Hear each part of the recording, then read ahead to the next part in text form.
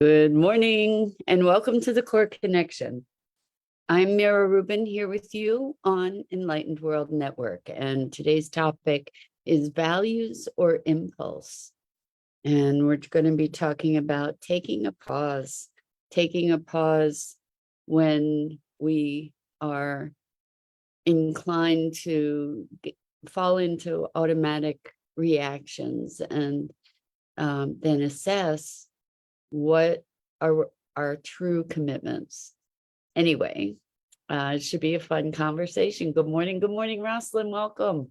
Welcome to everybody else who's joining us as well. And before we get started, let's just take a couple minutes to get present. So let's take a deep breath in through your nose and hold it.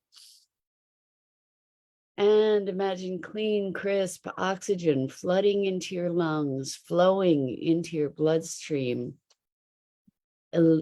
relieving any stress, negativity, tension as you exhale, and allow yourself to just relax into your body. And let's take another deep breath in through your nose and hold it. This time, imagine brilliant, bright light lighting you up from the inside out, illuminating, electrifying, and energizing all your cells, your molecules, your electrons. And as you exhale, exhale any remaining tension, stress, negativity, fatigue. And now let's press our palms together, vigorously rub your hands together to feel the friction, the motion, the pressure, the temperature, and the tickling and tingling when you stop, and allow all those sensations to bring you present right here, right now, into this remarkable physical form that enables you to experience life. Welcome, welcome, welcome. Good morning. So we're looking. Good morning, good evening, Gia. So good to have you here with us. So we're talking today about values or impulse. And lots of our encounters or experiences in life give us an opportunity to step back and take a pause. And when we step back and take a pause, we may give ourselves the grace of making different choices. And so if we're, for instance, confronted by someone, rather than falling into a knee-jerk reaction, if we can give ourselves the grace to take a pause, then we can perhaps weigh our options a bit, and rather than just going with the impulse, we can allow ourselves to evaluate whether that action is in alignment with who we are and who we are choosing to be. And so part of this, I think, comes from a conversation with a friend about my body wants this and my mind wants that. And my question to them was, why is it that the body wins?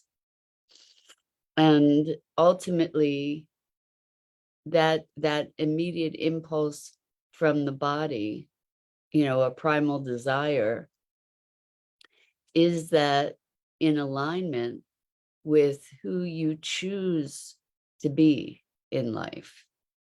Do we want to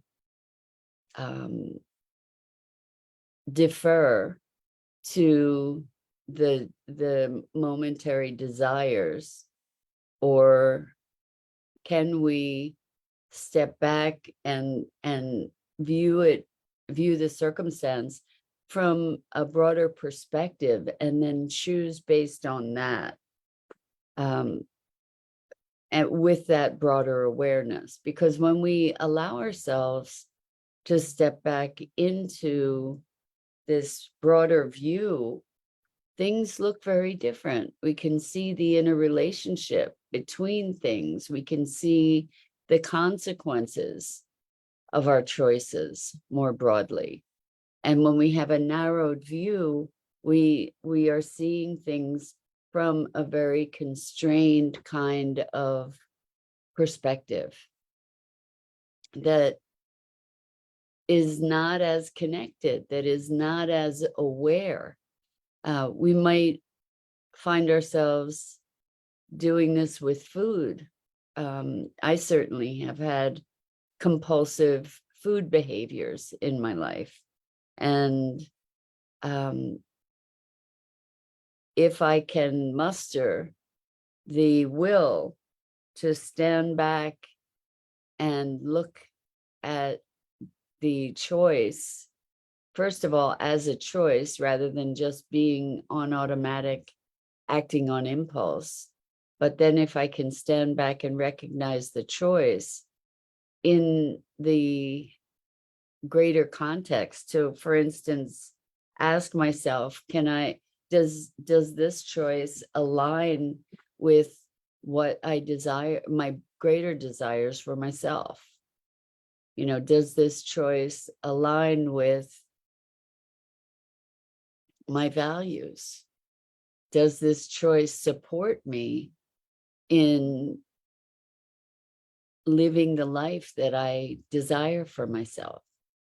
And so I think, as always, it's an act, it's a moment of grace, I think, when we get the opportunity to stand back and look and have some perspective on ourselves, because most often we're just deeply immersed in the experience and aren't necessarily self-aware in those moments. And being able to cultivate that self-awareness, being able to cultivate the gift of standing back and observing, I think it is a gift. It is a gift because it enables us the opportunity for breath, like space to breathe, to stand back and say, oh, this is a moment of choice. And what am I basing my choices on? And is my choice in this moment in alignment with my greater being, my higher intention? So let's just look, like, what goes on for you when you're faced with a choice. Yesterday we were talking about how terrifying it can be to follow your dream and to step into that unknown, a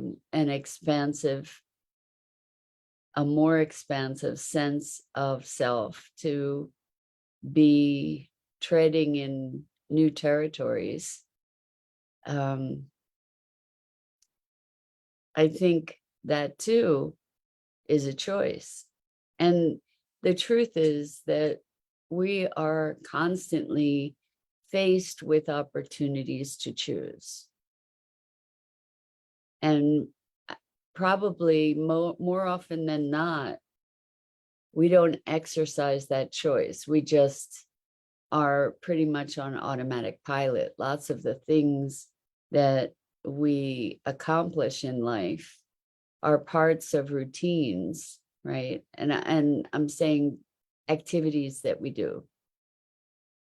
There are common routines like taking a shower, making a bed, brushing your teeth, making a meal is often an automatic experience rather than something that we presence ourselves to. Rosalind says, something is true if it's true now and always. If I take away the impact of time, it is still true. Well, that's very interesting because I don't know of too many things that are always true. So something can be true in this moment, in my experience, something, and so Rosalind says, is it still true? If I take away the impact of time, is it still true? I don't know. There aren't many things at this moment that come to my awareness that meet that criteria for truth. I think maybe you're talking about true with a capital T, just like reality with a capital R. And I don't know if that's something that we necessarily have access to. Because even with science, things that we have held true are changing. We're finding out that there are new laws in big quotes around how the universe works, and whether, we believe that the Big Bang is true, and then there are people saying that no, that was a misperception, that it isn't, that it didn't happen that way. So Gia says, I think truth is momentary perception most of the times. I'm kind of with you, Gia. I mean, even when we look at history, right? We're taught certain history. We're taught that that's what's true. And in this country, history is getting rewritten pretty intensively because there were all kinds of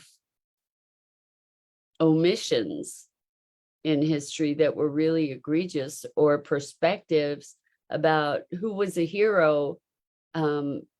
Like we traditionally have revered Columbus in this country, and now we're looking at Columbus through different eyes, and there's a degree of villainy there. And so what are the things that we hold as true?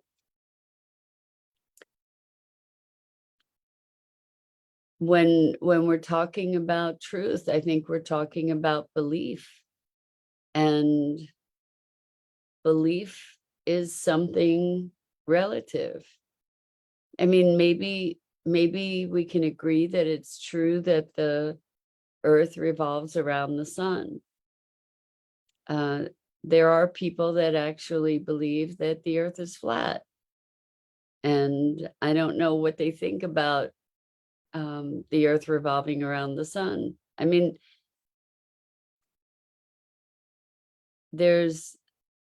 maybe there's an ultimate truth with a capital T, and I don't know what degree of access we have to that any more than we have access to reality with a capital R. I don't know that we really have a clue about what's going on here. I mean, maybe we can look at statistics, and these statistics are true, but we know that statistics can be manipulated as well to serve different agendas. So I don't know if correlating truth to time is necessarily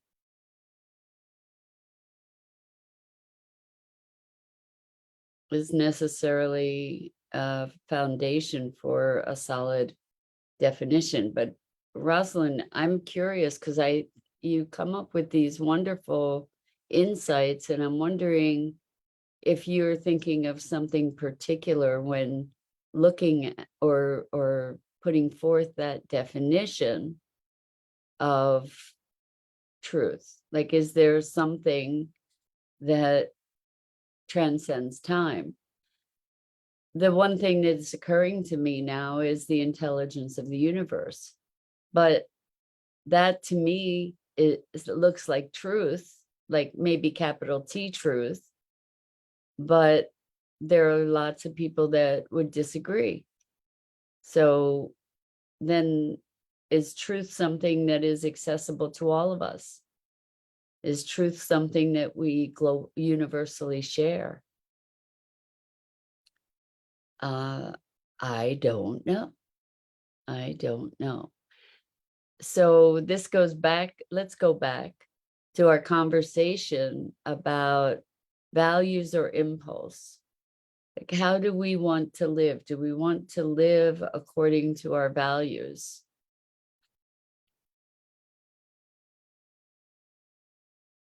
I think there's a distinction here to look at between the values we think we should hold and the values that we do hold, like our true core values, the values that are foundational to who we are, that remain constant. So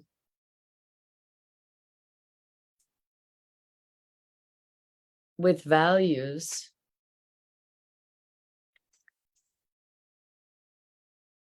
we do a balancing act. I think that we have certain values that, when we're looking at this idea of choice, in the moment, I might really want to stuff my face with popcorn yesterday. and I have a desire, an intention to be eating more mindfully, right? But in that moment, I met the impulse rather than the greater intention. As far as values go, I don't know that it was a challenge to my values to allow myself to cave to the impulse in that moment. I don't think it, but it wasn't necessarily serving my higher intention. I went with the impulse. And we then get to say, to observe that when we follow our impulses rather than our higher intentions, we can observe that, and then we can choose how to be with that. And that's maybe where values come in, where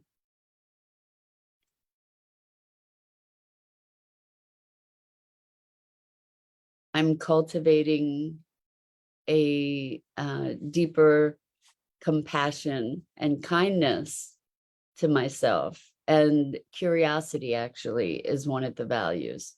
So I can look at my behavior and I can be curious about it, to say, well, isn't that interesting? What was going on? What's that about? You know, what's underlying that? And so that inquiry serves my values. That inquiry serves the value of curiosity and learning and awareness and consciousness and expansion in my awareness. So the idea is to be able to choose, to find grace, that moment that allows us the opportunity to have a greater perspective. I'm looking also, when we think about valuing self and others, this one person that I was engaging with, the one that was having the body-mind conflict, has been in a relationship where their partner has actually admitted on more than one occasion that they deliberately did things to be hurtful to this person, and in a calculated way, with some regularity. And I I said, I understand all these reasons that you might be leaning into this relationship, and this person has told you more than once that they have gone out of their way to hurt you. And what does that speak to about your valuing yourself? What does it speak to about your sense of worthiness, that it's acceptable to you to be in an intimate relationship with somebody who is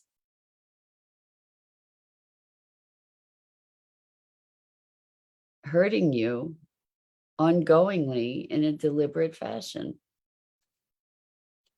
That's a very interesting question.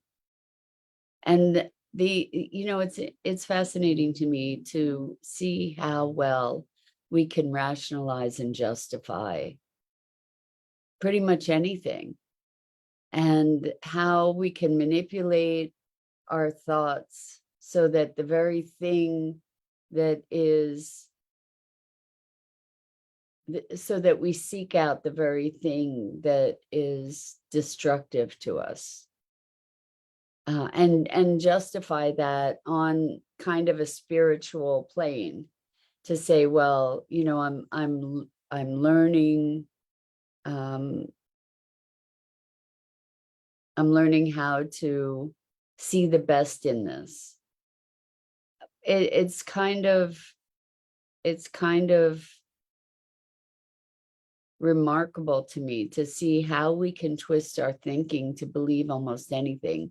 I saw this most remarkable interview on, I think it might have been TikTok, where somebody was interviewing someone who was a QAnon person, and this person was talking about how Joe Biden wasn't really Joe Biden, but they were an actor wearing rubber masks, and that actually Trump was running the country from behind the scenes. And I mean, and that he was going to be the next president. And I mean, on and on and on. We don't know if he's going to be the next president, but on and on and on, with all of these understandings that truly defy any kind of truth that we're exposed to collectively. It was just mind-blowing to see how we can twist reality, or our experience and the information that's available to us, to create these what seem to be crazy perspectives on things. And yet we all have our own ideas that other people probably think are nuts. So Rosalind says, I question what is my purpose. A vision to have a healing practice comes to mind. If it happens 4 years from now versus 10 years from now, taking away the sense of time helps make the vision attainable, versus ultimatum mindset of how am I going to make that happen. I love that, Rosalind, because just when you have a dream, it doesn't necessarily have to be time bound. So you've been talking about having a healing practice for quite some time, and I know that you're making preparations for it and you're moving in that direction. I think that's a wonderful thing. I was talking yesterday about my dream of having an RV, and it's been more than 25 years in the making, and it looks like it's happening now. So, I thought I was ready for it 25 years ago, but time passed, and it's so bizarre because it feels like yesterday to me. It's so funny. I have no sense of time over time. I'm on time, but as far as months or years, I just don't track it very well, typically. And it's still like, that's still been a desire and dream for me that I've held all that time. And so I say, hold the dream, live into the dream, and allow it to unfold. And you take the action when the opportunity presents. Anyway, that is it for today. And I invite you to, when you find yourself, when you have the moment of grace to find yourself doing something on impulse or reacting, take a breath, take 3 breaths before actively choosing. You might choose to stuff your face with popcorn in that moment, but at least you had the opportunity, gave yourself the opportunity to have a choice. And with that, I'm Mira Rubin. This is the Core Connection, and I go live here each weekday morning at 9 a.m. Eastern on the Enlightened World Network Facebook page and YouTube channel. And I invite you to check out the other awesome programming on Enlightened World Network and Enlightened World Living. And I'm ever so grateful to have the opportunity for these talks every morning. So lots and lots of love to you.